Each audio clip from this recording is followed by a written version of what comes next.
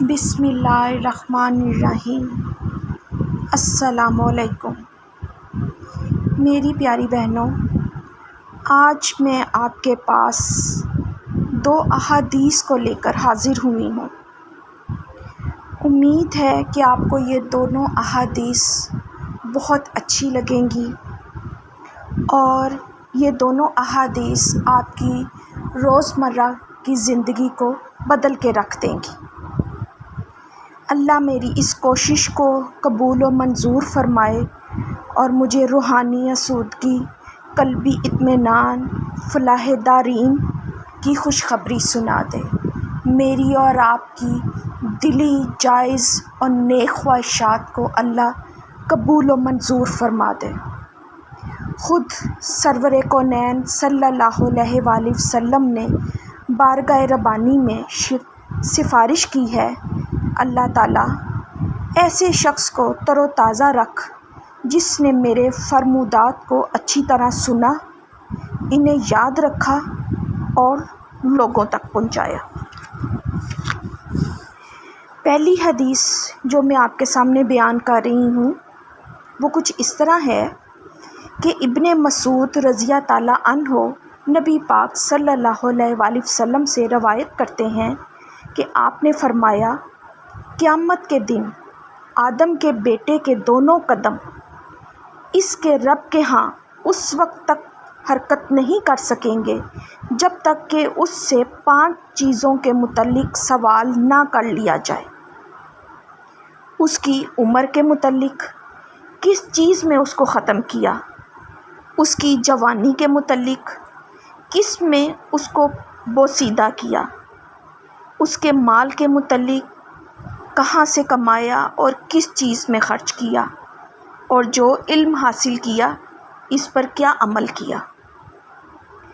میری پیاری بہنوں، اس حدیث میں سب سے پہلے زندگی کی قدر و قیمت اور اس کی اہمیت کو واضح کیا گیا ہے کہ زندگی کا ایک ایک لمحہ بہت قیمتی ہے۔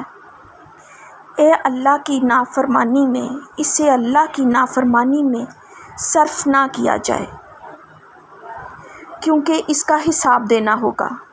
زندگی میں شباب کا زمانہ سب سے اہم ہے کہ اس میں اگر انسان نفس اور شیطان کا مقابلہ کر لے تو بہت زیادہ نیکیاں کما سکتا ہے۔ علم کے متعلق یہ سوال ہوگا کہ جو کچھ تم جانتے تھے کیا اس پر عمل کیا؟ اس سے علم کی اہمیت اور اپنے عمل کی اہمیت واضح ہوتی ہے۔ مال کے بارے میں سوال کیا جائے گا کہ انسان صرف حلال اور جائز طریقے سے ہی دولت کمائے اور جائز جگہوں پر ہی اسے صرف کرے۔ اگر مال ناجائز طریقے سے کماتا ہے اور اسے ناجائز جگہوں پر صرف کرتا ہے تو اللہ تعالیٰ کا مجرم ہے اور اس سے اس بارے میں پوچھا جائے گا۔ میری پیاری بہنوں، ایک اور حدیث ہے، عمران بن حیث رضی اللہ عنہ سے روایت ہے کہ رسول اللہ صلی اللہ علیہ وآلہ وسلم نے فرمایا، میری امت میں سے 70,000 ایسے بندے ہیں جو جنت میں بغیر حساب کے داخل ہوں گے، اور یہ وہ لوگ ہوں گے جو دم نہیں کرواتے اور نہ ہی بدشگونی لیتے ہیں اور نہ داغ لگواتے ہیں اور صرف اپنے رب پر ہی بھروسہ کرتے ہیں۔ یہ حدیث خاص طور پر ہم عورتوں کے لیے ہے کیونکہ ہم عورتوں کے عقائد بہت کمزور ہوتے ہیں۔ ذرا سا کچھ ہو جائے تو ہم بدشگنی اور جادو ٹونے کی باتوں میں پڑ جاتے ہیں، اور ہماری کوشش ہوتی ہے کہ ہمیں کوئی ایسا بابا مل جائے جو ہمارے ان مسائل کا حل نکال دے اور ہمیں ان مصیبتوں سے نجات دلا دے۔ تو یہ حدیث خاص طور پر ہم عورتوں کے لیے عرض کی گئی ہے کہ وہ جھوٹے اور تعویذ فروش لوگوں کے دھوکے میں ہم نہ آئیں اور ہم اپنے اعمال درست رکھیں، اپنے رب پر بھروسہ کریں اور دل جمی کے ساتھ، اجر و انکساری کے ساتھ ہم اپنی دعائیں جاری رکھیں۔ اللہ تعالیٰ آپ کی دنیاوی ضرورتوں کو بھی پورا کرے گا اور آخرت کے روز بھی سرخرو کرے گا۔